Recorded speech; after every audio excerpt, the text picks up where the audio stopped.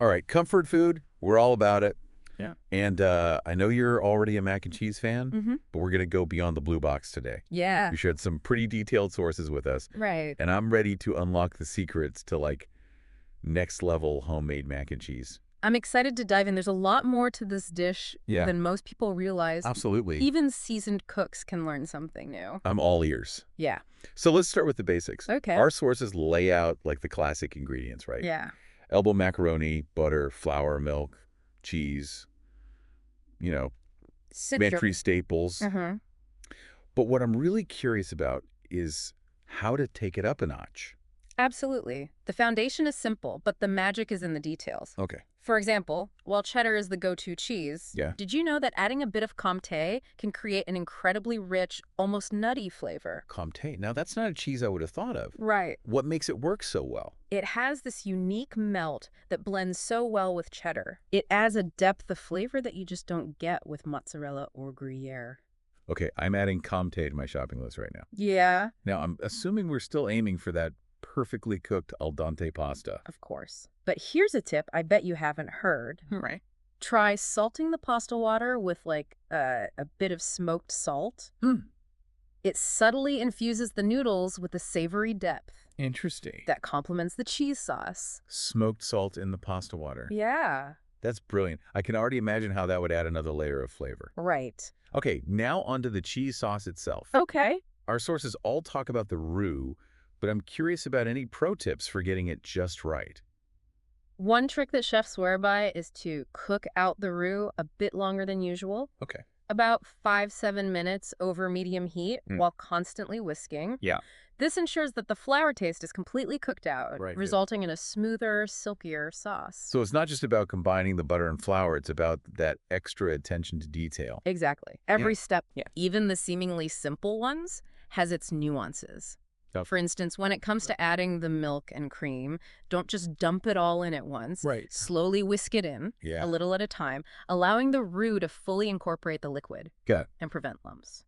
That makes perfect sense. Yeah. It's all about creating a smooth, velvety base for the cheese. Right. Speaking of cheese, what are the biggest mistakes people make when adding it to the sauce? Oh, that's a good one. I'm guessing high heat and impatience are the culprits. You hit the nail on the head. Yeah. Think of it like tempering chocolate. You Hmm. want to gently coax the cheese into melting, not shock it into Mhm. separating. Right. Use low heat Okay. and add the cheese in small handfuls, stirring constantly Got it. until each addition is fully melted before adding more. Low and slow. Got it. Yeah. Our sources also mention different types of milk and cream. Mhm. Does it really make a difference? Absolutely. While whole milk works just fine. Using a combination of whole milk and heavy cream creates a richer, more luxurious texture. Oh, wow. The higher fat content in heavy cream adds a velvety smoothness that you just can't achieve with milk alone. So that creamy texture we all crave is all thanks to the fat content in the cream. Yeah. Makes sense. And I see some sources suggesting a splash of evaporated milk as well. That's a great trick for adding an extra layer of creaminess and a touch of sweetness. Uh-huh. Evaporated milk has a slightly caramelized flavor that can really enhance the overall taste of the sauce. Wow. Who knew there was so much to consider when it comes to milk and cream? Okay. I'm ready for the grand finale All right. this evening. What are some... That adds a surprising depth and complexity to the cheese sauce. Interesting. It's especially delicious when paired with sharp cheddar and Comté. I'm definitely intrigued. It's amazing how a single spice can elevate a dish. Yeah. What about other unexpected ingredients? I see some sources mentioning things like roasted garlic, caramelized onions, even hot sauce. Those are all fantastic options for adding bold flavors and textures. Yeah. Roasted garlic adds this sweet and savory depth, Right. while caramelized onions bring in a rich sweetness that contrasts beautifully with the sharpness of the cheese and a dash of hot sauce. Well, that's for those who like a little heat with their creamy goodness. I love the idea of playing with different flavor profiles. Yeah, It's like mac Yeah. and cheese is a blank canvas for culinary creativity. exactly. And speaking of creativity, let's talk about toppings. Okay. We've all had the classic breadcrumb topping, Right. but our sources offer some seriously inspiring alternatives. Okay. I'm ready to be inspired. Beyond breadcrumbs, what are we talking about here? One suggestion that caught my eye was a topping of crushed Ritz crackers Okay. mixed with melted butter and herbs. It adds a buttery, salty crunch. Ritz crackers. Okay. Now, that's a stroke of genius. I can already imagine that buttery flavor melting into the cheesy goodness. Right. And if you're feeling really adventurous, you Yeah. could even try a topping of crumbled bacon Oh, wow. or toasted pecans for a smoky, savory crunch. Okay, my taste buds are officially in overdrive. Uh-huh. But before we get too carried away with flavor combinations, Okay. I want to shift gears for a moment and talk about the history of mac and cheese. Okay. Our sources touch upon its fascinating journey through time and cultures. It's quite a story. Most people don't realize that mac and cheese has roots dating back centuries. Yeah, I was surprised to learn that there's evidence of pasta and cheese dishes in ancient Roman cookbooks. Right. It makes you wonder, were gladiators fueling up on a cheesy pasta bake before heading into the arena? Right. It's a fun thought, and it highlights the fact that the combination of pasta and cheese has been a culinary staple for Yeah. a very long time. Yeah. Of course, the mac and cheese we know and love today evolved over centuries, traveling across continents and adapting to different cultures. So how did it make its way from ancient Rome to our modern tables? Well, one key moment was its introduction to England in the 14th century. Okay. A recipe for macarons featuring cheese and butter appeared in a royal cookbook, Wow. suggesting that mac and cheese was already a dish fit for kings and queens. Macarons, that definitely sounds like a distant ancestor of mac and cheese. I bet it was a far cry from the creamy, cheesy goodness we enjoy today. Probably. But it shows that the basic concept was already there. Yeah. From there, European settlers brought their love for pasta and cheese to America, Yeah. where it eventually became a beloved comfort food. And of Yeah. course, the 20th century brought us the iconic blue box, Right. making mac and cheese a pantry staple in households across the country. It's amazing to think about how this dish has evolved and adapted over time. From royal kitchens to humble dinner tables. Right. It speaks to its universal appeal and enduring comfort. Absolutely. And it's not just about the basic recipe either. Mac and cheese has become a culinary canvas for creativity, with chefs and home cooks alike experimenting with new flavors, ingredients, and techniques. Right. We've talked about gourmet versions with truffle oil and lobster. Yeah. And even fusion dishes like Korean kimchi mac and cheese. Oh, wow. It's a dish that transcends cultures and culinary boundaries. It really does. And that brings us to an interesting point. Yeah. The cultural significance of mac and cheese. Okay, I'm curious to hear your thoughts on this.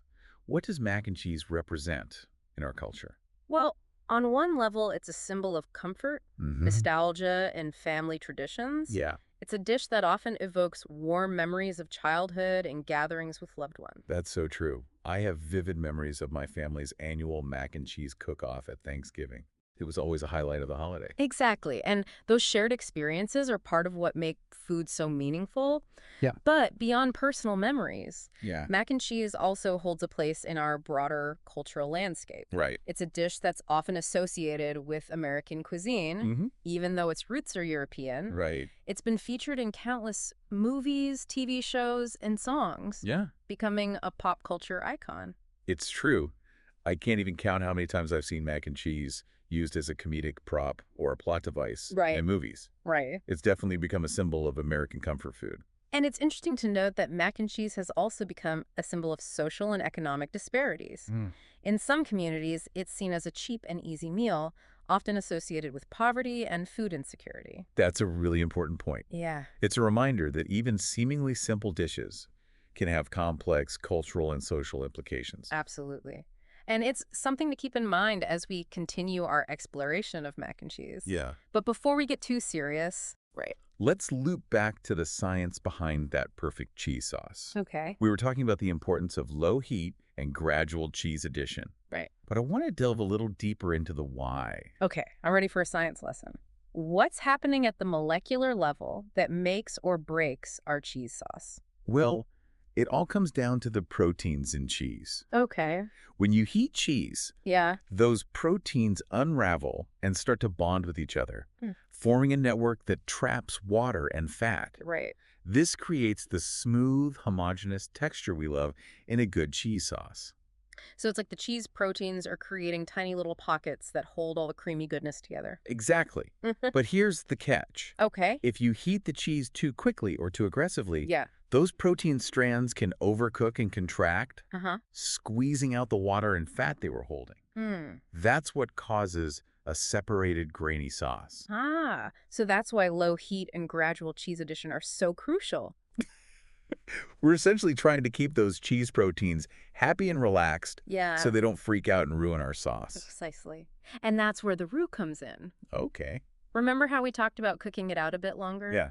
Well, the starch molecules in the flour play a key role in stabilizing those cheese proteins, Mm. preventing them from clumping together Okay. and ensuring a smooth, velvety texture. Right. It's like the starch acts as a bodyguard, Yeah. protecting the cheese proteins from the intense heat. Wow, I never realized there was so much science behind a simple cheese sauce. Yeah. It's amazing how understanding these underlying principles can help us become better cooks. It's true. Cooking is this beautiful blend of art and science. Right. And when you have a grasp of the science, you can really start to experiment and innovate in the kitchen with confidence. Well, I'm feeling incredibly inspired to put all this newfound knowledge to good use. Yeah. But before we wrap up our mac and cheese deep dive, Yeah. I want to circle back to something you mentioned earlier, Right. the cultural and social significance of this dish. It's something I've been thinking about throughout our conversation. It's definitely a multifaceted topic. Yeah.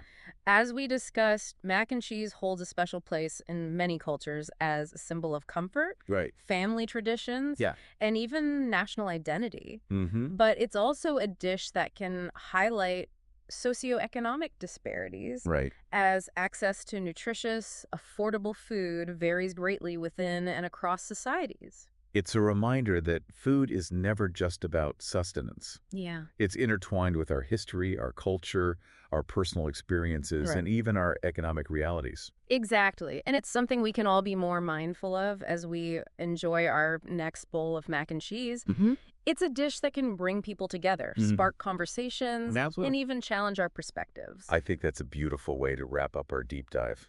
We've gone from basic ingredients to culinary techniques, historical journeys, cultural explorations, It's been quite a journey. and even molecular science. Right.